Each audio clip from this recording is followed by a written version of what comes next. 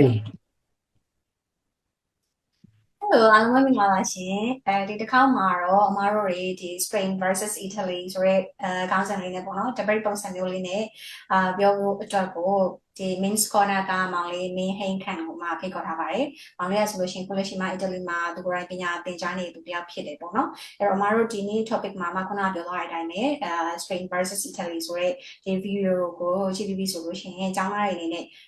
ကျောင်းလာတက်ဖို့အတွက်ကိုအမားတို့ EU တွေက Spain ကိုရွေးချယ်ရင်ကောင်းလားဒါမှမဟုတ်လို့ရှိရင်အမားတို့ဒီ Italy ကိုရွေးချယ်ရင်ကောင်းလားဆိုရဲ position လေးတစ်ခုကိုချနိုင်ဖို့အတွက်အမားတို့ကဒီ video လေးကနေပြီးတော့မျှော်လင့်ပါတယ်။ Okay, let's get started ပေါ့နော်။မောင်လေးမင်္ဂလာပါ။ ဟုတ်ကဲ့ဒီချိန်မင်္ဂလာပါအခုလိုမျိုးဖိတ်ကျေးဇူးများတင်ပါတယ်ဒီချိန်ဟုတ်ကဲ့ Okay အဲ့တော့ပထမဆုံးအနေနဲ့ကတော့ခုနကပြောသွားတဲ့အတိုင်းပဲပေါ့နော်ဒီဘက်ကစပိန်ဘက်က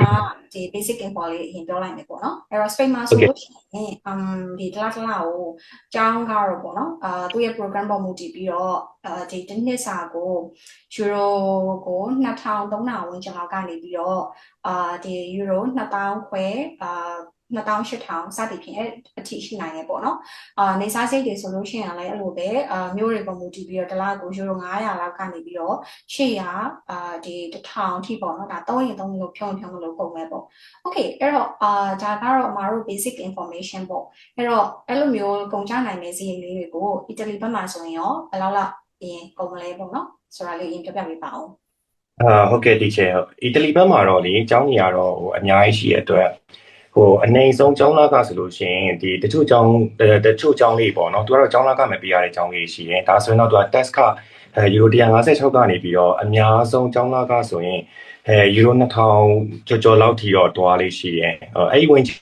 range မှာပဲရှိလေရှိတယ်ဒါပေမဲ့အများစု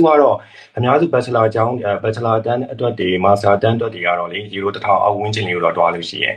ဒါပေမဲ့ foundation အတန်းတက်မယ်ဆိုတော့လေသူကတော့ယူရို3500နဲ့5000ထိတော့တွားလေးရှိတယ်ဟုတ်နေတာစားတာကတော့မြို့ပေါ်မှာတော့မူတည်တယ်။ကိုကမြို့ကြီးမှာနေမယ်ဆိုလို့ရှိရင်ဥပမာမီလန်တို့ဘာလို့မှနေမယ်ဆိုတော့နေဈေးတွေကတော့နည်းနည်းလေးဈေးပိုပေးရတယ်။ဥပမာယူရို900 600 900အားလောက်ထိတွားတတ်တယ်။စားတာတော့တော့လေတနေရာနဲ့တနေရာတိတ်ပြီးတော့ဈေးမကွာကြဘူး။အဲဆိုတော့ယူရို100နေပြီးယူရို150လောက်ကနေ250လောက်ထိကိုယ့်ကိုချက်စားမယ်ဆိုတော့အားလောက်ထိတော့ကုန်နေတယ်ချင်းဆိုတော့ဒါကတော့ Spain နဲ့ Italy ရဲ့လောလောဆယ်အကြောင်းလာတက်မယ်ဆိုရင်ဒီကိုသိထားရမယ့် basic information လေးပေါ့နော်အဲ့တော့နောက်တစ်ခုအနေနဲ့ကတော့ဒီအကုန်လုံးကအခုဆိုလို့ရှိရင်ကောင်းတဲ့ quality ကြီးပဲပေါ့ Spain ဆိုလို့ရှိရင်ဘယ်ရာတွေကကောင်းလဲအဲ့တော့အကြောင်းလာတက်ပါ Italy ဆိုလည်းတူတူပဲပေါ့နော်အဲ့တော့အခုကဒီလုံးဝကိုမကောင်းတဲ့အချက်တွေပေါ့ဆိုတော့Italy မှာအကြောင်းလာတက်မယ်ဆိုလို့ရှိရင်ဘယ်ရာတွေကမကောင်းဘူးလဲဘလို့အကြောင်းအရာတွေကိုအကြောင်းသားတွေအနေနဲ့သိထားတင်လိုက်ပေါ့နော်အဲ့တော့မောင်လေးမင်းကနေပြီးတော့ရင်ဆွေးနွေးပေးပါအောင်ဟုတ်ကဲ့အီတလီမှာတော့လေကောင်းတဲ့ချက်တွေနဲ့ဒီမကောင်းတဲ့ချက်တွေနဲ့ရှင်တော့လေဘယ်ဟာတော့ပုံများလဲတော့အတိအကျကြီးတော့ပြောလို့မရဘူးပေါ့နော်မကောင်းတဲ့ချက်တွေနဲ့ပြောရမယ်ဆိုတော့နံပါတ်1အကြီးဆုံးချက်က language barrier ပဲအီတလီမှာကအီတလီစကားပဲအရင်ပြောလို့ရှိရအင်္ဂလိပ်စကားပြောရင်လည်းတချို့တွေလောက်ပဲနားလဲမှာပေါ့နော်တချို့ဆိုတာအကြောင်းသားအရွယ်လေးတွေလောက်ပဲနားလေလေးရှိရဲပုံမှန်အတက်ကြီးပိုင်းနေတချို့တွေဒီတော်တော်အများစုကကျွန်တော်အီတလီစကားပဲပြောမှပဲအဆင်ပြေတာအီတလီစကားပြောနေဆိုတော့မှပဲလေကိုကဒီဖုန်းတွေပါရနေပြီးတော့ translate လုပ်ပြီးပြတဲ့အခါမှာသူတို့ဘက်ကနေတချို့တွေပေါ့နော်လိုစိတ်မရှိတာမျိုးတွေဒီလိုမျိုးနားမလည်တာမျိုးတွေအချိန်မပေးချင်တာမျိုးတွေလည်းဖြစ်တတ်တယ်အဲ့ဒါဆိုတော့ဒီ language barrier ကတော့တော်တော်အခက်အခဲကြီးမားမားရင်ဆိုင်ရတဲ့ပြဿနာတွေမှာပါတယ်အထူးသဖြင့်ဘယ်လိုနေရာတွေတွားရင်လဲဆိုရင်ဥပမာ immigration office မှာကိုယ့်ရဲ့ resident permit တွားပြီးလုပ်တာမျိုးတွေဒီ postal Italian နေရာမျိုးလေးတွေပေါ့နော်ဒီလိုနေရာတွေမှာဆိုလို့ရှိရင်အရင်ရေးကြည့်ရအီတလီစကားပြောနိုင်ဖို့ပါလေအဲ့ဒါဆိုတော့မလာခင်ကတော့အီတလီစကားလေးကိုအနည်းဆုံး A2 level လောက်ထိတော့တင်လာစေခြင်းနဲ့အဲ့ဒါမှပဲဒီရောက်လို့ရှိရင်အဆင်ပြေမှာပေါ့နော် communicate လုပ်နိုင်ဖို့ဒါကတော့ဒီ language barrier ကတော့ဒီမှာကျောင်းလာတက်တဲ့သူတွေမှာအရေးကြီးဆုံးပြဿနာကတော့အဲ့ဒါတခုပါပဲဟုတ်နောက်ထပ်ဥစ္စာကြီးဆက်ပြောရမယ်ဆိုတော့လေဒုတိယတခြားဥစ္စာကြီးဆိုလို့ရှိရင်တော့လေနောက်တစ်ခုကတော့စာနည်းမရှိရပဲကျွန်တော်မြန်မာ passport မှာကြော်လေဒီ name တစ်ခုပဲရှိတာကိုအီတလီမှာဒီအဲ့ဒါဆိုတော့ကျွန်တော်ဒီအီတလီရောက်တဲ့အခါမှာလာပြီးဆိုလို့ရှိရင်အီတလီတန်ရုံးဘက်ကနေ codice fiscal လေးပေးလို့ရှိရင်အဲ့ဒီ codice fiscal လေးမှာကိုက last name မရှိရတဲ့အတွက်ကိုယ့်ရဲ့ last name စာနည်းနေရာမှာ A66 ထည့်လိုက်ရော အိတ်စိတ်စိတ်စီထည့်ပြီဆိုလို့ရှိရင်ဒီအီတလီမှာဟိုပါမယ်ဆိုလောက်တာတွေဘန်အကောင့်ဖွင့်တာတွေတခြားတော့ process စီမှန်တယ်များဒီကိုယ့်ရဲ့နာမည်ကိုသုံးရတဲ့နေရာမှန်တယ်များကိုယ့်နာမည်ကအိတ်စိတ်စိတ်နဲ့စနေရောကြောတော်တော်အဆင်မပြေဖြစ်ရတဲ့တဲမှာပါတယ်အဲ့ဒါဆိုတော့လေဟိုဒီအချက်လေးကတော့တော်တော်လေးကိုကိစ္စကမဲ့တဲမှာပါတယ်တော်တော်လေးလည်းလူတိုင်းနဲ့နှီးပါလဲတော်တော်ကြုံရတဲ့တဲမှာပါတာပေါ့နော်တခြားကြီးကြီးမားမားခက်ခဲတော့တိတ်တော့အများကြီးတော့မရှိတော့ဘောเนาะဒီနှစ်ခုကတော့အရင်ဥစားဖြစ်တယ်နောက်တစ်ခုကတော့ဗာလဲဆိုလို့ရှိရင်ပါတိုင်းကြောပေါ့နော်ပါတိုင်းကြောကတော့အီတလီမှာအလုပ်လုပ်မယ်ဆိုလို့ရှိရင်ဒီအကြောင်းတိန်တာနဲ့အလုပ်လုပ်မယ်ဆိုရင်ပါတိုင်းလုပ်မယ်ဆိုရင်တစ်ပတ်ကို9:20တော့အလုပ်လုပ်ခွင့်ပေးထားတယ်ဒါပေမဲ့ပါတိုင်းလုပ်ရှာဖို့တော့ကကျတော့မြို့ကြီးမှာပဲလုပ်တရားရနိုင်ချေရှိလေးရှိရမြို့တီးတယ်ပါရစကားလည်းမရဘူးတခြားတော့ဟိုဒီ connection တွေပါတယ်ပေါ့နော်ဟိုလူတွေအတိတွေပါတယ်လဲလူကန်တွေပါတယ်လည်းမရှိဘူးဆိုတော့အလုပ်ရဖို့ကတော့ဟိုအချိန်ပေးရတယ်ကြိုးစားရတယ်ရုန်းကန်ရတယ်ပေါ့နော်ဒီဒါလေးကတော့ဒီမှာလည်းတော်တော်လေးဖြစ်တဲ့ကိစ္စလေးဆိုတော့ဒါလေးတွေကတော့ဒီမှာကြုံတွေ့ရတဲ့အခက်အခဲလေးတွေပါပဲ Okay အဲ့တော့ဒီဘက်ကပိန်ဘက်တွေကကျွန်တော်အမရစပိန်ဘက်မှာဆိုလို့ရှိရင်တူတူပဲပေါ့နော်ပထမဆုံးတစ်ခုကတော့ language barrier ကတော့ဒါပဲ European country ကိုမဆိုကိုကျောင်းမတက်မယ်ဆိုရင်ကတော့ language barrier ကတော့ရှိမှာပဲဘာဖြစ်လို့လဲဆိုလို့ရှိရင်တို့ဒီ English ကို first language အဖြစ်သုံးတဲ့နိုင်ငံတွေမဟုတ်လို့ပေါ့နော်အဲ့တော့အမတို့စပိန်မှာဆိုရင်လည်းတူတူပဲရှိတယ်ဒါမှပြောရမယ်ဆိုလို့ရှိရင်မြန်မာတွေကမာ international student တွေများက Spanish ကို Italian ထက်ဆိုင်ပို့ပြီးတော့ရင်းနှီးကြတယ်အဲ့လိုရင်းနှီးပြီးသားဖြစ်တဲ့အနေအထားတစ်ခုမှာတော့မတို့ဒီ language barrier ကရှိရုံပဲပေါ့နော်ဒီမှာဆိုလို့ရှိရင်မတို့ပို့ဆိုတာတစ်ခုကပါလဲဆိုတော့ Spanish က dialect တွေပြီးတဲ့အခါကျတော့မတို့ဒီသုံးတဲ့အသုံးလုံးတွေကနိုင်ငံမူတည်ပြီးခွဲတယ်မတို့စပိန်ဆိုပေမဲ့ဒီ Spanish တွေပဲရှိရမဟုတ်ဘဲနဲ့ထားပါတော့ Mexican Spanish တွေရှိနေမတို့ဒီမှာဆိုလို့ရှိရင် Cuban Spanish တွေရှိနေ Puerto Rico Spanish တွေရှိနေစသဖြင့်အဲ့ဒီ Spanish ရှိသမျှဒီကမ္ဘာလုံးကသုံးတဲ့လူတွေအကုန်လုံးကလည်းဒီမှာလာပြီးတော့စုရတဲ့အတွက်ကြောင့်အဲ့လိုမျိုးလေးတစ်ချက်ရှိတယ်ပေါ့နော်ဒါ language barrier ကတော့မတို့လည်းရှိတယ်နောက်တစ်ချက်ကကြားတဲ့အခါကျတော့ part time နေရှားတဲ့ဥစ္စာပေါ့ part time ရှားတာကတော့လေဒါမတို့EU countries တွေအကုန်လုံးရှားတဲ့ပြဿနာလို့ထင်တယ်မတို့စပိန်မှလည်းမဟုတ်ဘူးအီတလီမှလည်းမဟုတ်ဘူးပေါ့နော်ဒါပေမဲ့တခုရှိတာပါလဲဆိုရင်စပိန်ကအီတလီထက်ဆိုလို့ရှိရင် double unemployment rate ရှိတယ်အဲ့ဒါသိလားအမလည်းအဲ့ဒီဥစ္စာတော့ဒါကိုခုမှပထမဆုံးကြားဘူးအဲ့တော့အဲ့ဒါကြောင့်မို့လို့အမတို့ဒီဘက်ကိုလာတဲ့သူတွေတော်တော်များများပေါ့နော်အခုဆိုလို့ရှိရင်အမတို့ဒီအီတလီဆိုလို့ရှိရင်အမသိရသလားဆိုရင်ဒီနှစ်က Jubilee year အဲ့တော့ Jubilee year ဖြစ်တဲ့အတွက်ကြောင့်ဒီတစ်ကမ္ဘာလုံးကခရစ်ယာန်ဘာသာဝင်တွေကဒီပုံရဟန်းမင်းကြီးရှိလာတဲ့ဥစ္စာနဲ့ပို့ပြီးတော့ပေါ့နော်ပုံမှန်ထက်ဒီ20 million လောက်ပို့ပြီးတော့tourist တွေဝင်မယ်လို့မှဖတ်ရတယ်ပေါ့နော်ဟိုတနေ့ကဆိုလို့ရှိရင်ဆိုတော့အဲ့ဒီဟာဝင်လာတဲ့အများတေချာတခုကဒီ international tourist တွေအတွက်ကိုသူတို့ဒီ self love ဖို့အတွက်ကို international staff တွေတို့လိုဖို့လို့မှာအဲ့တော့လိုရဲဆိုလို့ရှိရင်တေချာတခုကလေ Italian တွေအကုန်လုံးဒီအင်္ဂလိပ်စကားအကုန်လုံးလေးမှမပြောနိုင်ဘူးအမထင်တော့ပေါ့နော်အဲ့တော့ဒီကတော့international student အနေနဲ့အဲ့လိုမျိုးနေရာတွေမှာဒီ part time job တွေအနေနဲ့ရနိုင်တယ်လို့မတော်မြင်နေပေါ့နော် Spain ဆိုလို့ရှိရင်မတော်အဲ့လိုမျိုးရလို့မရှိဘူးဒီဘက်မှာဆိုလို့ရှိရင်တောင်းတန်အောင်စပိန်ကဟိုရာသီဥတုကောင်းတာတွေပြီးတဲ့အခါကျတော့အိမ်ဝယ်လို့လွယ်တဲ့အပိုင်းတွေဘာတွေနိုင်ငံသားတွေအတွက်အဲ့ဒီဟာတွေရှိလုံးလို့ဒါမတို့ဒီစပိန်ကပြီးတဲ့အခါကျတော့မတို့ဒီ Barcelona Football Club ပေါ့အဲ့ဒီဟာရှိတဲ့အခါကျတော့အကုန်လုံးကဒီဘက်တွေကိုလာကျင်ကြတယ်ဒီဟာတွေကြောင့်ကလွယ်လို့တခြားကြောင့် international student တွေအတွက်ပို့ပြီးတော့ဒီအလောက်တိုင်းခွင့်လန်းရေးလို့အမတို့ရှိမှမရှိဘူးပေါ့နော်အဲ့တော့ဒါကတော့အမလက်ရှိစပိန်မှာကြုံရတဲ့ဟာလေးပေါ့အဲ့တော့မောင်လေးဘက်ကဘယ်လိုမြင်လဲပေါ့ဟုတ်ကဲ့အမဟိုဒီအမခုနပြောတယ်လို့ပေါ့နော်ဟိုပါတိုင်း job ကတော့အီတလီမှာလည်းအဲ့လိုပဲအီတလီမှာလည်းဟိုမြို့ကြီးကြီးခီးသွားနေများတယ်ဆိုတော့မှပဲအဓိကသူတို့နောက်ထပ်ဘယ်လိုမျိုးတွေလူတွေခေါ်ကြမလဲဘာ requirements တွေထပ်ပြီးတော့ရှိအောင်လဲဆိုတာလေးလည်းတစ်ချက်တော့စောင့်ကြည့်ဖို့တော့လိုအောင်မယ်ထင်တယ်ဟိုလက်ရှိဒီကျွန်တော်တို့လက်ရှိဒီမှာကလေဟိုပါတိုင်း job တက်စားလို့ရှိရင်ကျွန်တော်အမြင်ကတော့ဒီ summer job ပေါ့နော်နွေရာသီကျောင်းပိတ်နှစ်လပိတ်ပြီးဆိုလို့ရှိရင်အဲ့ဒီအချိန်မှာတော့လုပ်တရားပိုရလိမ့်ရှိတယ်အကြောင်းတိုင်းတော်တော်များများကျွန်တော်ကိုယ်တိုင်လည်းအရင်နှစ်ကအရင်နှစ်ကဒီ summer job လုပ်ခဲ့တယ်ပေါ့နော်ဟိုကျွန်တော်နေတဲ့မြို့လေးကမြို့တေးရဲ့အတွက် part time job တော့မရှိဘူး။ဟာဆိုတော့နေရာတွေကြောက်ပြည့်ရတဲ့ခါမှာကျွန်တော်တခြားမီလန်ကိုသွားပြီးတော့အလုပ်လုပ်တယ်။မီလန်မှာပဲဟိုအိမ်မှာပဲနေပြီးတော့အလုပ်လေးလုပ်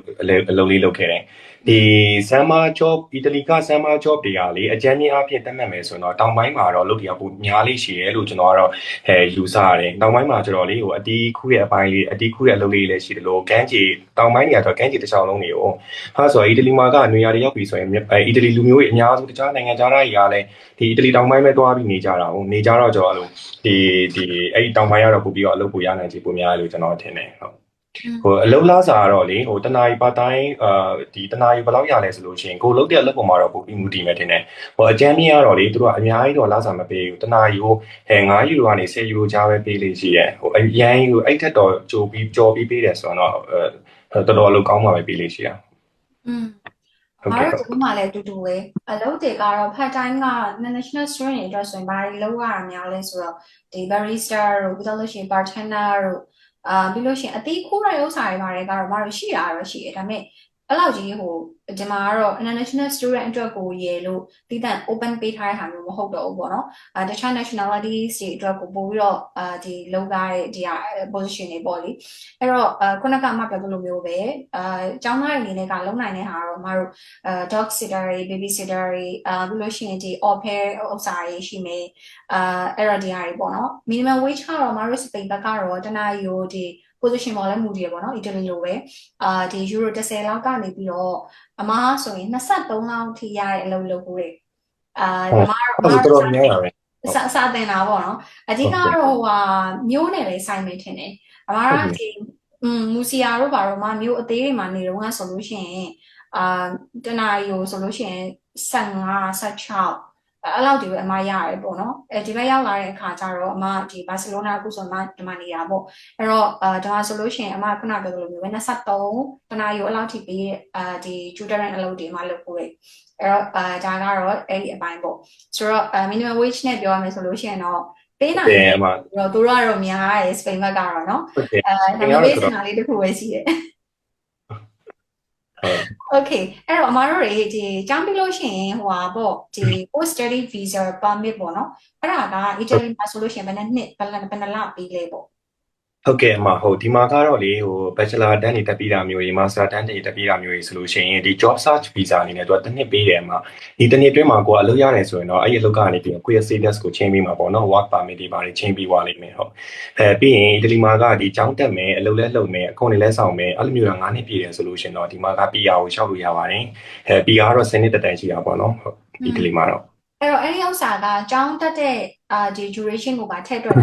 ာတော့မဟုတ်လို့ရှိရင်ဟုတ်တယ်ဟုတ်ကျောင်းကြီးပဲတော့တက်လို့တော့မရဘူးပေါ့နော်ဒါကျွန်တော်ဒီတစ်လောက်ကျွန်တော်လေ့လာထားတဲ့လောက်ဆိုတော့ကျောင်းကြီးပဲတော့တက်လို့မရဘူးကွာကျောင်းလေးကျောင်းတက်တဲ့ခုနှစ်တွေပါကောင်းလုပ်တယ်ပြီးလို့ရှိရင်အလုပ်ကတော့တီချာဘောက်လုပ်ဖို့လုပ်ပါမယ်ပြီးရင်အခွန်ကိုလည်းတီချာဘောက်ဆောင်ရမယ်ဒီလိုမျိုးဆောင်လို့သူတို့တက်မှတ်ထားတဲ့9နှစ်တည်းပြည့်တယ်ဆိုလို့ရှိရင်တော့ဒီ PR ကိုစပြီးတော့ apply လုပ်လို့ရပြီဟုတ်ပြီးရင် PR 10နှစ်ဆိုတော့လေတော်တော်လေးတော့မလောက်စရာတော့ဖြစ်တာပေါ့နော် PR 10နှစ်ပေးရဆိုတော့အမတို့ဒီမှာကတော့ post study visa ကအမတို့က24လအထိတက်တန်းတိုးခွင့်ရှိတယ်အဲ့တော့တခါတည်း24လဆိုပြီးချပေးရလဲရှိကောင်းရှိတယ်ရှိနိုင်တယ်ဒါမှမဟုတ်လို့ရှိရင်တစ်နှစ်တစ်ခါ renew ပြန်ပြီးလုပ်ရတဲ့ဟာရှိတယ်အဲ့တော့အမတို့စပိန်မှာဆိုရင်တော့လေအဲ့ဒီ post study visa အတွက်ကိုယ်တော်မှာတက်တန်းတိုးဖို့ကို show money တွေပြန်ပြရတယ်အီတလီမှာရောအဲ့လိုမျိုးလားအမအဲ့လိုမျိုးတော့မပြရဘူးထင်တယ်ပြဖို့တော့မလိုဘူးထင်တယ်သူကကိုကအကြောင်းပြီးရတဲ့ဒီလို visa ကို apply လုပ်လို့ရမယ်ထင်တယ်အဲ့ဒါတော့ကျွန်တော်လည်းshow money တော့ပြရတော့ကျွန်တော်လည်းသိချမသိဘူးဟုတ် Okay အဲ့တော့အမတို့ဒီစပိန်ကတော့အဲ့ဒီဟာနဲ့ပတ်သက်ပြီးတော့ပို့ပြီးတော့များတယ်ပေါ့နော်ဒါဆိုလို့ရှိရင်တော့အချိန်ပိုရတာပေါ့ဒီလုံးတစ်ခုရှာဖို့ဟုတ်တယ်အချိန်ပိုရပါအမတို့စပိန်မှာလည်းအတူတူပဲအမတို့ကတော့ဒီကျောင်းသားဗီဇာနဲ့လည်းတော့သူကကျောင်းသားဗီဇာဆိုရင်ကျောင်းသားဗီဇာပဲသူက count လုပ်တယ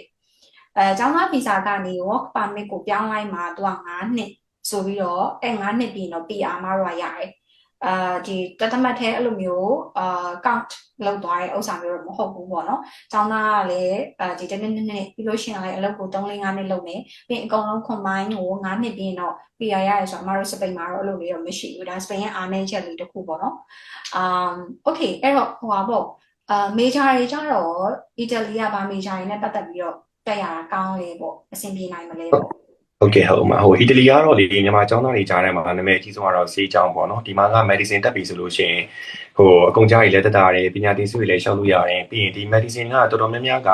တချို့နိုင်ငံတွေဆိုလို့ရှိရင်သူတို့ရဲ့နိုင်ငံသားတွေပဲပေးတတ်တာရှိပေးတက်လေရှိရတယ်အီတလီမှာတော့အင်္ဂလိပ်လိုတင်တဲ့ကျောင်းတွေလည်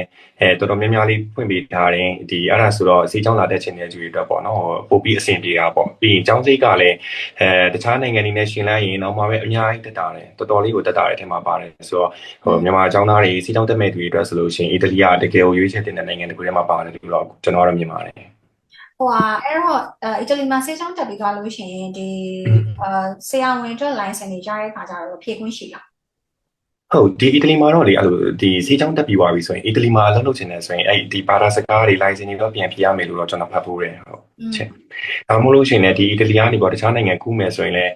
တချို့တွေကြော်လည်းအဲ့လိုမျိုးကူးကြမယ်သူတွေရှိတာပေါ့နော်တခြား UK သွားမလား US သွားမလားတောင်းလို့ရှိရင်ဂျာမနီပဲသွားမလားဒီလိုမျိုးလေးတော့တွားလို့ရတဲ့ပတ်ဝေးလေးတော့ရှိတယ်ဒီချက်โอเคအဲ့တော့ဒီဘက်စပိန်ဘက်ဆိုလို့ရှိရင်တော့တော်တော်များများကျောင်းသားတွေတက်ကြတာခေတ်စားတဲ့ဥစ္စာပေါ့နော်။မေဂျာတော့ဒါတော့ဒီfrom 1% to 1%ကတော့ a little bit different ကတော့ရှိမှာပဲ။ဒါပေမဲ့ mostly ကတော့ဘာတွေတက်ကြလဲဆိုတဲ့ခါကျတော့ဒီ dental နဲ့ပတ်သက်တဲ့ဥစ္စာတွေတက်တယ်။ပြီးတဲ့ခါကျတော့အဲ့ဒါခေတ်စားရပေါ့နော်။ပြီးရင်ဒီ sport management sport science နဲ့ပတ်သက်တဲ့ဥစ္စာတွေရှိတယ်။အဲ့ဒါဆိုလို့ရှိရင်ဒီ Spain က Europe ထဲမှာ top 1ပေါ့နော်။ဘာဖြစ်လို့လဲဆိုတော့ Barcelona Football Club ကြောင့်ပြီးပြီဆိုလို့ရှိရင်ဒီနောက်ထပ်ပါရှိလဲဆိုတော့ဒီ hospitality and tourism နဲ့ပတ်သက်ပြီးတော့ရှိနေပေါ့နော်Sagrada ရှိရဲ့အခါကျတော့တော်တော်များများက Madrid ထက်ဆောင်လို့ရှိရင် Barcelona ကိုပိုပြီး profile ဖြစ်တယ်foreigners တွေက Madrid ဆိုလို့ရှိရင် Spain ရဲ့မြို့တော်ဆိုလို့ရှိရင်အကုန်လုံးက Barcelona လို့ပဲပြင်းနေတာမဟုတ်ဘူးငါတို့ Madrid ပေါ့နော်ဆိုတော့အဲ့လောက်ထိတောင်မှဒီဘက်ကအဲ့လိုမျိုးတွေခေတ်စားရပေါ့အဲ့တော့တော်တော်များများတက်မယ်ဆိုလို့ရှိရင်တော့ဒီ major တွေကတော့တက်တဲ့ major တွေပေါ့နော်အလောက်ကင်ကတော့ DR တွေပြီးတော့ရင်အလောက်ကင်ရနိုင်လားဆိုတော့မနက်မျိုးတော့အလောက်ကင်ကတော့လေမတို့ EU ထဲမှာစပိန်မှာတော့မဟုတ်ဘူး EU ထဲမှာလည်းမဟုတ်ဘူးဘယ်နိုင်ငံရဲ့ရောက်ပေါ့လေနော်ကိုယ့်ရဲ့ဘာသာစကားကျွမ်းကျင်မှုကိုယ့်ရဲ့ဒီအလုံးမှာ skill set တွေဘယ်လောက်ကိုကကျွမ်းကျင်မှုရှိလဲပြီးတဲ့ခါကျတော့ကိုကဘယ်လောက်ထိသူတို့ကကိုလိုအပ်မလဲပြီးတော့ပြောတဲ့ခါကျတော့ဒီကိုယ့်ရဲ့ကံပေါ့နော်အဲ့ဒီအချက်တွေပေါ်မူတည်ပြီးတော့အလုပ်ကတော့ရနိုင်ခြင်းမရနိုင်ခြင်းကတော့ကွာခြားမယ်လို့တော့အမကတော့မြင်တယ်ပေါ့နော်မောင်လေးဘယ်လိုမြင်လဲပေါ့ဟုတ်တယ်မှာကျွန်တော်လည်းလေတခြားနိုင်ငံတွေမှာလည်းအလုပ်လုပ်ခဲ့ပြီးတော့ကျွန်တော်အလုပ်လုပ်မယ်ဆိုလို့ရှိရင်အဓိကအမပြောခဲ့တဲ့အချက်တွေပါပဲအဓိကကတော့ဘာသာစကားကတော့အရေးကြီးတယ်ဘာသာစကားကတော့မပြောဘဲနဲ့စကားမပြောဘဲနဲ့လုပ်လို့ရတဲ့လုပ်တွေကနေတာဟုတ်ဆိုဘာသာစကားနဲ့ပတ်သက်ပြီးတော့ကျွမ်းကျင်မှုလိုတယ်ပြီးလို့ရှိရင်ဒီအလုပ်နဲ့ပတ်သက်တဲ့ knowledge တွေ experience တွေ skill တွေဒီဘိုင်းနေတဲ့ဒီကျွမ်းကျင်ပို့လိုတာပေါ့နော်ပြီးရင်တခြားချက်တွေကတော့ကိုဘယ်လိုလုပ်ရှာမလဲဘယ်လို effort ထည့်မလဲဒီချက်တွေပေါ်မူတည်ပြီးတော့အလုပ်တစ်ခုရဖို့ကရမရဆုံးဖြတ်သွားမှာဆိုတော့ဒီ EU မှာဒီအီတလီမှာနေလို့ဒီပွဲနဲ့အလုပ်ရမရတော့လေကိုပြင်ဆင်တဲ့အပိုင်းနဲ့ပုံမှာပဲပို့ပြီးတော့မူတည်လေးရှိပါတယ်အဲ့လိုပဲမြင်နေမှာဟုတ်အဲ့တော့ဟိုပါပေါ့နော် like out of 10ဆိုလို့ရှိရင်ဘယ်လောက်လောက်အလုပ်ရနိုင်စီအီတလီမှာအကြောင်းပြင်းရှိရလို့ထင်လဲကျွန်တော်ထင်တာတော့လေ6လောက်တော့ဖြစ်မယ်တင်တယ်6 out of 10ပေါ့နော်6 out of 10 okay မတော်စပိန်လေ6.5 or 7ပေါ့နော်အဲ့လောက်ပေါ့လေဒါအမအရှိရပြောခဲ့တဲ့အတိုင်းပဲကိုရေးထားတဲ့ major ဒီသူတို့ရဲ့ demand ဖြစ်တဲ့ major ဖြစ်မလားပြီးရင်ကိုကလည်းအနည်းဆုံး European language ကိုသူတို့ရဲ့ဘာသာစကားအပြင်ကိုတခြား European language တွေပါတတ်မလားအဲ့ဒီဟာတွေပေါ့အများကြီးမူတည်ပြီးတော့ပွဲသွားသေးရပေါ့နော်အဲ့တော့အမရဲ့အမြင်နဲ့ personal opinion အရဆိုတော့အမကတော့ allow rate ပေးခြင်းနဲ့ပေါ့လေ okay အဲ့တော့အမတို့ဒီအီတလီကလေအမနည်းနည်းအဲ့လိုနည်းနည်းhygiene နေနဲ့ပတ်သက်လို့ရှင်ဒါမှမဟုတ်ရှင်မျိုးရဲ့တန်ရှင်းမှုနဲ့ပတ်သက်လို့ရှင်တိတ်ပြီးတော့မရှိဘူးလို့အမကြားရတယ်ဟုတ်လားဟုတ်တယ်ဒီချက်အဲ့လိုမျိုးပဲပြောရမှာပေါ့နော်သူကအဓိကတော့မြို့ကြီးတွေမှာတော့အဲ့လိုပြဿနာလေးရှိတယ်land body ပေါ်မှာအဲ့လိုဒီတခြားရှူနဲ့နေပါတွေပေါ့နော်ဒီလိုမျိုးစာလေးတော့ကြုံရတယ်အမိုက်တွေပါလေးတွေအဲ့လိုလေးရှိတတ်တယ်အဓိကတချို့မျိုးအရင်အကြီးမဟုတ်တဲ့မျိုးတွေမှာတော့သူကနေတော်တော်တက်ရလေးနဲ့တန်ရှင်းလေးတော့ရှိတယ်မျိုးကြီးဆိုရင်တော့လူများတဲ့အတွက်ကိုဒီပြဿနာတော်တော်ရှိနေတယ်ဒီမှာတော့လေအမားတို့ဘက်မှာနော်ဒီဘက်မှာကတော့အဲ့လောက်ကြီးတန်ရှင်းမှုလိုအပ်တာတော့မရှိဘူးအမအဲ့ဒါကိုမှသွားတွေ့တယ်ဆိုတဲ့ခါကျတော့အမ Paris သွားတဲ့ခါကျတော့တော်တော် difference ပေါ့နော်အမ France သွားလိုက်တဲ့ခါကျတော့အဲ့ဒီ Spain နဲ့အမဒီ ပြင်သစ်နဲ့ကွာခြားမှုမှာသွားတွေ့ရပေါ့အဲ့တော့ okay ငါတို့စပိန်ကတော်တော်ညစ်ပတ်လာပြီထင်တာမှန်တယ်ဆိုလို့ရှိရင်ဒီ tourist တွေများတဲ့အရန်လူရှုပ်တဲ့နေရာကလွယ်ပြီးတော့အမားတို့ကတန်ရှင်းရတော့ခဏမျိုးနိုင်တယ်လို့ပြောလို့ရတယ်ဘာဖြစ်လို့လဲဆိုတော့အမားတို့ဒီမှာဆိုလို့ရှိရင်မြို့တော်တန်ရှင်းရေးကသူကမနက်တရောင်လို့နေ့လယ်တရောင်ညတရောင်ညအောင်မှတရောင်ညဦးတရောင်ညလေတရောင်အဲ့လိုမျိုးတွေ round တောက်လျှောက်ရှိရပေါ့နော်အဲ့လိုမျိုးရှိတဲ့အခါကျတော့အဆင်ပြေလို့ပြောလို့ရတယ်။ Okay နောက်တစ်ချက်ကလေငါတို့စပိန်မှာဆိုရင်ဘဏ်အကောင့်ဖွင့်ရတာခက်တယ်။ငါတို့ဒီဘက်က residency card ဆိုတဲ့ဟာရမှဖွင့်လို့ရတယ်ပေါ့နော်။အဲ့တော့ Italy မှာဆိုရင်အဲ့လိုဘဏ်အကောင့်တွေပါဖွင့်ရတာခက်လာလို့ရအမအရင်ခက်တဲ့ထဲမှာတော့မပါဘူးကိုကအဓိကတော့ဒီ resident permit ကတော့ရှိရမယ်မရှိဘဲနဲ့တော့ဒီ Italy ကဘန်တွေကတော့မဖွင့်ပေးဘူးဒါပေမဲ့တခုရှိရပေါ့နော်ကိုယ့်ရဲ့ quality fiscal လေးနဲ့ quality fiscal လေးမှာနည်းနည်းလေးအခက်အခဲလေးရှိရတဲ့အတွက်ဘန်ဘက်ကနေအချိန်ယူပြီးတော့အချိန်တော့ယူလေးရှိရပြီးလို့ရှင်တော့ဘန်အကောင့်ကတော့ရတာပါပဲအဓိက resident permit ရှိဖို့လိုတာပေါ့နော်မရှိဘူးဆိုတော့ဒီ online digital bank တွေဖွင့်လို့ရတယ် Revolut လို့ Wise ဆိုဒီ account တွေဖွင့်လို့ရှိရတယ်အမားတို့စီမှာတော့တော်တော်ခက်တယ်အမားဆိုလို့ရှိရင်ဘဏ်အကောင့်ဖွင့်ဖို့တစ်လလောက်ကြာသွားတယ်ပေါ့နော်ဆိုတော့ဒါဒီဘက်ရောက်ပြီးကြတဲ့တော်တော်ကြုံရတဲ့အခက်အခဲတွေကတစ်ခုပေါ့နောက်တစ်ချက်ကလေဒီ bureaucracy နဲ့ပတ်သက်ပြီးတော့ပေါ့နော်စပိန်မှာဆိုလို့ရှိရင်အမားတို့ bureaucracy နဲ့ပတ်သက်ပြီးတော့ဒီသူတို့ရဲ့အစိုးရရုံးပိုင်းဆိုင်ရာတွေနဲ့ပတ်သက်ပြီးတော့အလုပ်လုပ်ရတဲ့ဘိုင်းတွေစာရွက်စာတမ်းတွေတင်ရတဲ့ဘိုင်းတွေကလေအရင်အလုပ်ရှုပ်တယ်လက်ဝင်တယ်အီတလီမှာဆိုရင်ဘယ်လိုလဲပေါ့ဟုတ်ကဲ့အမအဲ့လိုပဲဒီမှာလဲလေအဲ့လိုဒီအစိုးရပိုင်းအလုပ်လုပ်ငန်းကြီးမှာအလုပ်ဒီနေရာမှာတွားပြီးတော့ service နဲ့တင်ရတာတွေမှာဆိုလို့ရှိရင်ဘာသာစကားတွေဒီတောင်းတဲ့ document စီဒီလိုမျိုးလေးပေါ့နော်အခက်အခဲလေးတွေတော့ရှိတတ်တယ်လိုအဓိကတော့ပို့ပြီးမလုပ်ခင်မှာကိုကတေချာလေးနဲ့လေ့လာဖို့တော့လိုတယ်ဒီကအဲ့ဒါဆိုတော့ပို့ပြီးအချိန်ကုန်တတ်တာသွားတာပေါ့နော်ပို့ပြီးတော့လေကိုလည်းပို့နားလဲဆိုရင်ပို့ပြီးလောက်ကြတာလုပ်ဝင်တာပေါ့Okay ဆိုတော့ဒီငါလေးအမြင်နဲ့ဆိုလို့ရှိရင်ပေါ့နော်အီတလီကဘယ်လိုလူတွေအတွက်အဓိကအကြောင်းလာတက်ဖို့အသင့်တော်ဆုံးလေးပြီးတဲ့အခါကျတော့ဒီကိုအခုလက်ရှိရောက်နေတဲ့အနေအထားတစ်ခုနဲ့ဆိုလို့ရှိရင်ကိုကိုရိုင်းကရောအီတလီကိုရွေးချယ်ခဲ့တာမှန်ကန်တဲ့ရွေးချယ်မှုလို့ထင်လားနောက်လာမယ့်ကျောင်းသားတွေအတွက်ဆိုလို့ရှိရင်ရောဘယ်လိုမျိုးလေးအကြံပေးချင်လဲပေါ့နော်ဟုတ်ကဲ့အမဟုတ်အီတလီကတော့လေဘယ်လိုလူတွေရွေးချယ်တင်လဲဆိုလို့ရှိရင်ဒီပညာရေးကိုအီတလီဒီအစင်တန်းမြည်တဲ့ပညာရေးတစ်ခုကိုစီတက်တတာနဲ့ဒီတက်ရောက်ချင်တဲ့သူတွေပေါ့နော်အီတလီနိုင်ငံကနေပြီးတော့အမြင်နဲ့ကြိုဆိုပါတယ်ပြီးရင်အီတလီရဲ့ပညာရေးစနစ်ကလည်းအတိုင်းအတာတစ်ခုတည်းအတိုင်းအတာ level တစ်ခုမှရှိရင်ပညာရေးစနစ်ကောင်းတယ်ကျောင်းစိတ်လေးတော့တက်တာပါတယ်တခြားနိုင်ငံကြီးတွေနဲ့ရှင်တော့မှပဲအီတလီရဲ့ပညာရေးစနစ်ကပညာရေးကအရန်စည်းတက်တာတဲ့ထဲမှာပါတယ်ဒီပညာတင်စုတွေပေါ့နော်အီတလီမှာဆိုလို့ရှိရင်ပညာတင်စုတွေကမြန်မာလူမျိုးတွေ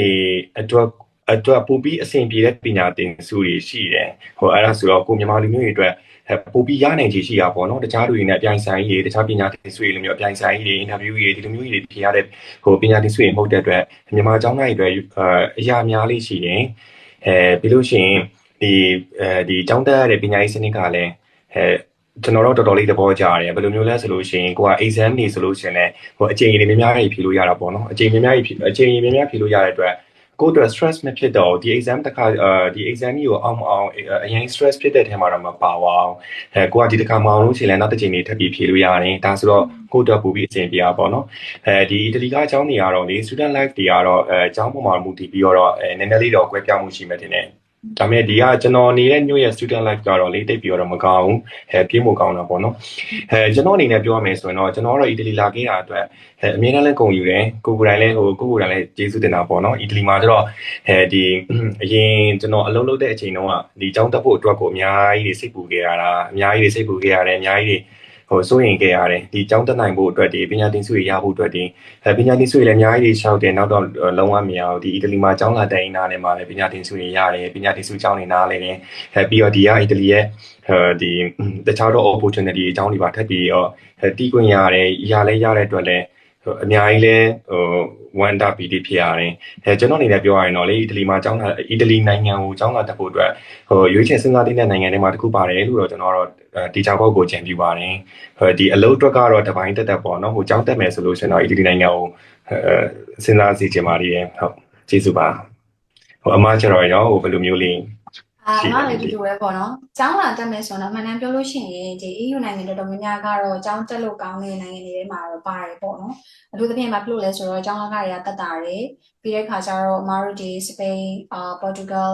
ဒီပြီးအီတလီဒီဟာတွေဆိုလို့ရှိရင်တကယ်ကို work life balance တွေရမ်းဖြစ်တယ်ပေါ့နော်။အဲ့တော့လုံးဝကျောင်းမဲတက်မယ်ဆိုလို့ရှိရင်ကတော့အမကတော့ကျောင်းကိုဒီနိုင်ငံတွေမှာတက်စေချင်တယ်။ပြီးပြီဆိုလို့ရှိရင်တော့နောက်ပိုင်းအလုပ်ရမရကတော့ဒါဒီမှာကျောင်းတက်မှရမဟုတ်ဘူးပေါ့လေ။မတို့ဟိုထားပါတော့ UK မှာကျောင်းတက်ပြီးသွားလဲ UK မှာလုံးဝအလုပ်ရမယ်လို့ဆိုတာ100%ဘယ်သူမှ guarantee မပေးနိုင်ဘူး။ဘယ်လောက်ပဲဒီtop 10 ranking တွေအမတို့ Russell ဒီ groups ကကျောင်းတွေကပြီးထားလဲကိုယ့်ရဲ့ channel ခုနကဒီအခန်းကဏ္ဍတွေဘာမှမကောင်းနေဘူးဆိုလို့ရှိရင်အမတို့အလုပ်ကတော့ခတ်မှာပဲပေါ့နော်။ဒါကတော့ Spain ရောအီတလီရောဘယ်ဟာတွေဖြစ်ဖြစ်အမတို့အကုန်အတူတူပဲလို့အမတို့မြင်တယ်။အဲ့တော့အဓိကကတော့ကျောင်းလာကလည်းအမတို့စပိန်ကတော့တတ်တာရယ်ပေါ့နော်။နောက်အကောင်းဆုံးတစ်ချက်ကတော့ဗာလဲဆိုတဲ့အခါကျတော့အမတို့ဒီ Spanish ရဲ့အားသာချက်ပေါ့Spanish ကဒီ second global language ဖြစ်တဲ့အတွက်ကြောင့်Italian ဆိုလို့ရှိရင် only Italy ပဲမတို့သုံးရတယ်ပေါ့လေအဲ့တော့ကျောင်းသားတွေအနေနဲ့ကတစ်နှစ် Italian သင်လိုက်တယ်ဒါမှမဟုတ်လို့ရှိရင်4နှစ်သင်လိုက်တယ်ပြီးရင်ဘာမှပြန်ပြီးသုံးလို့မရတော့ဘူးမတို့ Spanish ဆိုလို့ရှိရင်ဒီမှာပဲပြန်ပြီးတော့သုံးလားမဟုတ်လို့ရှိရင်မတို့ဒီ American မှာပြန်ပြီးတော့သုံးလားကြိုက်တဲ့ဥစ္စာတွေမှာပြန်ပြီးတော့ global second global language အနေနဲ့သုံးလို့ရတာပေါ့နော်ဒါမှတို့အားသာချက်လေးပေါ့အဲ့တော့အလုပ်ကင်ကတော့အမခုနပြောပြီးဆိုတော့ဘာထပ်မပြောတော့ဘူးကျောင်းလာတက်မယ်ဆိုတော့အကောင်းဆုံးရွေးချယ်မှုတွေတွေကတစ်ခုဖြစ်မယ်လို့မကတော့အကြံပေးစင်တယ်အမကိုယ်တိုင်ကတော့မှန်ကန်တဲ့ရွေးချယ်မှုရလို့တော့မဟုတ်ခဲ့ပေမဲ့မကိုယ်တိုင်လေးတကယ်ကိုဒီပျော်ခဲ့ရတဲ့အချိန်တွေတော့မောမှာမှတ်ရဆုံးအချိန်တွေတော့ရှိခဲ့တယ်ပေါ့လေအဲ့တော့ခုလာဆိုတော့ဒါတော်တော်များများလေးဒီစပိန်နဲ့အီတလီရဲ့ကွာခြားချက်လေးတွေနည်းနည်းပါးပါးလေးပို့ပြီးတော့သိသွားပြီးတော့ဘယ်ဟာကိုပို့ပြီးရွှေ့ရမလဲဆိုတာလေးဖြစ်သွားမယ်မှန်ကန်တဲ့ရွေးချယ်မှုတွေလည်းလုပ်နိုင်မယ်လို့အမကတော့မျှော်လင့်နေယူဆရယုံကြည်ရပေါ့နော်အဲ့တော့မလေးမင်းရောဘာပြောစရာရှိအောင်မလဲပေါ့ဟုတ်ကဲ့ဟုတ်ဟိုဒီဗီဒီယိုလေးကနေတဆင့်ပေါ့နော်ဟိုကိုကဘယ်နိုင်ငံမှာပို့ပြီးတော့ပို့ပြီးတင့်တော်လဲဆိုတာလေးလည်းပို့ပြီးတော့နားလည်သွားမယ်လို့လည်းကျွန်တော်ကလည်းထပ်တူအကြံယူဆပါတယ်ပြီးတော့ပို့ပြီးတော့ဒီနိုင်ငံတစ်ခုရဲ့အကြောင်းကိုလေ့လာမယ်ဆိုလို့ရှိရင်ထပ်ပြီးတော့လေ့လာမယ်အကြောင်းတွေအများကြီးရှိရတဲ့အတွက်ထပ်ပြီးတော့လည်းလေ့လာစီခြင်းတွေပေါ့နော်တခြားတစ်ခုမရှင်းတာမျိုးတွေနားမလည်တာမျိုးတွေရှိရဆိုလို့ရှိရင်လည်းဒီသက်ဆိုင်ရာနိုင်ငံတွေရဲ့ဒီကိုယ့်ရဲ့ senior တွေပဲဖြစ်ဖြစ်တခြားတော့ဒီ base တွေပဲဖြစ်ဖြစ်ဆက်တွေစုံစမ်းပြီးတော့ကိုယ့်ရဲ့ဒီတစ်ခုကို decision ကောင်းလေးကိုဆုံးဖြတ်နိုင်ပါစေလို့လည်းကျွန်တော်ကတော့အကြံပြုပါတယ်ဟုတ်တယ်အဲ့တော့အခုလိုမျိုးဒီဟာလေးကိုaccept broadcast လေး accept လုပ်ပေးတဲ့မောင်လေးကိုလည်းအမကျေးဇူးတင်ပါတယ်နောက်ချက်အနေနဲ့အမအကုန်လုံးပြောချင်တာကဒီဟာတွေကအမတို့ရဲ့ only based on our experience ဖြစ်ပါတယ် based on our knowledge ဖြစ်ပါတယ်အဲ့တော့အမတို့ပြောတဲ့ချို့အရာတွေဒီလိုအပ်ချက်တွေရှိနေနိုင်တာဒါမှမဟုတ်လို့ရှိရင်အမတို့ဒီ exception တွေရှိနေနိုင်တာအများကြီးရှိနိုင်တယ်ပေါ့နော်တခြားသူတွေရဲ့point of view တွေကြည့်မယ်ဆိုလို့ရှိရင်ကွဲလွဲနိုင်တာတွေရှိနိုင်ပါတယ်အဲ့တော့အဲ့ဒါတွေအတွက်ကိုလည်းပြီးခံပြီးတော့ကိုယ့်ရဲ့အမြင်နဲ့အမားတို့ရဲ့အမြင်နဲ့ကိုလည်းဒီအမားတို့မုံတွေမပါမုံပြားတွေမပါဘဲနဲ့ပေါ့နော်ဒီအကြောင်းသားတွေပို့ပြီးတော့အဆင်ပြေနိုင်မှုအတွက်ရည်ရွယ်ချက်တစ်ခုတွေနဲ့အမားတို့တရားတွေကိုလုပ်ပေးရတဲ့အတွက်ကြောင့်အားလုံးလည်းဒီဗီဒီယိုလေးကိုကြည့်ပြီးတော့အကျိုးရှိသွားမယ်လို့ပဲအမကတော့မျှော်လင့်ရင်းနဲ့နောက်ထပ်ဗီဒီယိုမှာပြန်လည်ပြီးတော့ဆုံတွေ့ချင်ပါတယ်အားလုံးပဲ adios ပါရှင်ဟုတ်